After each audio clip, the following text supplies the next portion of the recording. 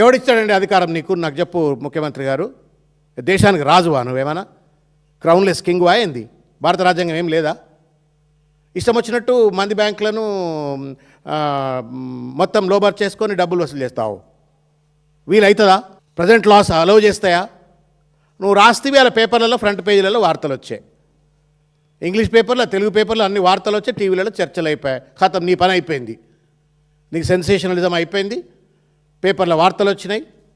ప్రజల్ని మభ్యపెట్టాలా, అదిరించాలా, బెదిరించాలా? ఇది ఎక్కడ రాజకీయము? This is licensed extortion Revanth Reddy garu. Licensed extortion. Parking లేదు రోడ్ల మీద, మాల్స్కి ఇష్టం వచ్చినట్టుగా ఎక్కడ పడితే అక్కడ పర్మిషన్లు ఉన్నాయి. చాలా బిల్డింగ్లకు పార్కింగ్ స్పేస్ లేదు. బయట వాడు బండి పార్క్ చేసుకుంటే మీ వాళ్ళు ఫోటోలు కిచ్చ ఫోటోలు కొడుతుంది, లైసెన్స్ మీరు చాలాన్ని పంపిస్తారు, పైసలు దొబ్బాలని అంటున్నారు మీరు ఇవాళ.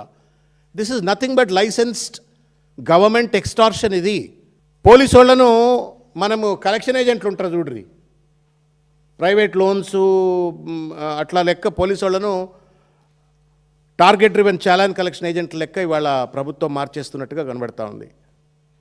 నువ్వు రోడ్ల మీద వసూలు చేయి, లేకపోతే బ్యాంకులకు వెళ్ళి కూడా వసూలు చేయని చెప్పని ఈరోజు మాట్లాడుతున్న ఒక పరిస్థితి. ఇది దుర్మార్గమైనటువంటి ఒక డిజిటల్ దాడి రేవంత్ రెడ్డి గారు చేపడతా ఉండరు. ఇండ్లు కూలుస్తావు, జీవితాలు కూలుస్తావు, ఆఖరికి బ్యాంకుల ఖాతాలను కూడా దోచుక తింటా అని చెప్పానంటే ఈ దోచుక తినడం కోసమే నువ్వు ముఖ్యమంత్రి అయినావు రేవంత్ రెడ్డి గారు. ఇదేం సిద్ధాంతం అండి? నాకు అర్థం కాదు.